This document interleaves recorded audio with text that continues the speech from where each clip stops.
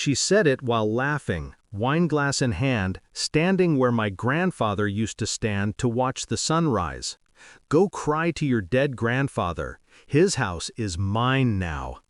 The words didn't sting. They echoed, like footsteps in a tomb. I just looked at her, the woman who'd spent months pretending to love the memories, the walls, the smell of the old oak floors. Now she was claiming it all with the same smile she'd once used to say she loved me. "You're not on the deed," she said, smug. "It's mine." I said nothing. Silence unsettles people like her.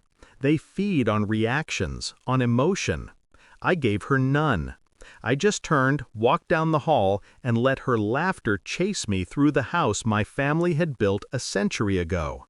That night, I slept in the truck parked at the edge of the property, the same way my grandfather did during harvest season. The air was cold, clean. I listened to the wind scraping across the old barn and promised myself one thing: she'd never understand what she'd just inherited. The next morning, I watched her through the window, moving through the kitchen like she owned the air itself. She'd redecorated already, soulless, modern, hollow. She thought she'd beaten me with paperwork. She thought ownership was the same as belonging. She didn't know the truth. My grandfather's estate was more complicated than a deed. The house was the surface. The real inheritance was buried beneath layers of trust, confidentiality, and secrets the government never dared to archive. He'd been a quiet man, my grandfather, quiet like I learned to be. We shared that blood, that training. When I left the CIA, I'd used his property as my anchor, remote enough for certain projects, safe enough for certain people. I'd kept things there that weren't meant to exist in any system. Not money, not weapons, information. Things that could make or unmake anyone, including her. She thought she'd taken my house. She'd actually taken possession of something far more dangerous, and I was going to let her find out the hard way. I didn't contact her, didn't contest the deed. I wanted her comfortable, careless. She threw parties, posted photos online, called it her home. Every image was a clue: people, faces, locations, each one cataloged, each one cross-referenced. The pattern emerged faster than I expected. A man, her business partner, then another, a realtor, then another, someone I recognized from an intelligence list years ago. Not criminal, but connected. She was using the property for deals, meetings, transfers. She thought she was playing real estate games. She was sitting on a powder keg of classified material. She found the basement door first, the one with the heavy padlock, the one my grandfather told everyone never to open.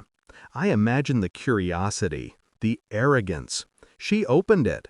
The room wasn't hidden to keep people out. It was hidden to keep information in. Files, drives, logs, things from operations that never officially existed. My grandfather wasn't just a farmer. He was one of us. When she discovered what was down there, the tone of her texts changed. Shorter, nervous. Then, silence. 3 days later, I got a message from one of my old contacts in D.C. "Your family property flagged on a network trace. Someone accessed Level 4 archives. Who the hell's in your house?" I smiled. "No one important," I said. When she woke up that morning, she wasn't alone.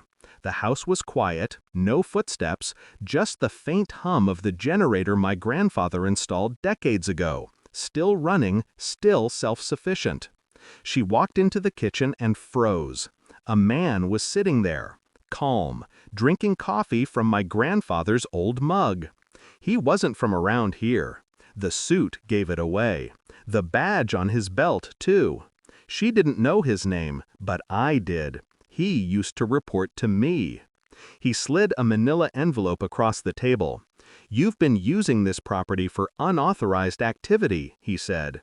She stammered, denied. Then he opened the file.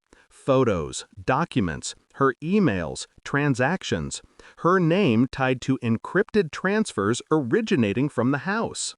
He didn't accuse, he didn't threaten, he just let her see. That's when she broke.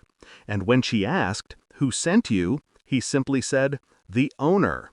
By noon, she was gone. Her car, her suitcase, everything she thought she could take, left behind. The deed she'd flaunted meant nothing now. Federal seizure does that. Technically, the property was under investigation, but legally, through the same channels that built it, it would return to the original trust within the month. My trust. I never filed a complaint, never showed my face. She wouldn't dare. She moved out of state, I heard. Small apartment. Keeps to herself. Sometimes I imagine she still wakes up at night, hearing the hum of that generator, remembering the man in the kitchen who wasn't supposed to exist. I moved back a month later. The air was the same. Cold. Clean. The house had been stripped of her noise. No perfume, no laughter. Just silence, like my grandfather preferred. I rebuilt everything she touched. Restored every room she tried to modernize. The government sent me a quiet message after the investigation closed. Property cleared. Ownership reaffirmed. I printed it, framed it, hung it where she once stood laughing. Sometimes, late at night, I pour a drink and sit by the window. I think about how people confuse inheritance with ownership. Inheritance is earned. Ownership is borrowed. She learned that the hard way. And me? I just kept the promise I made the night she mocked the dead. Some ghosts protect what's theirs, and I'm one of them.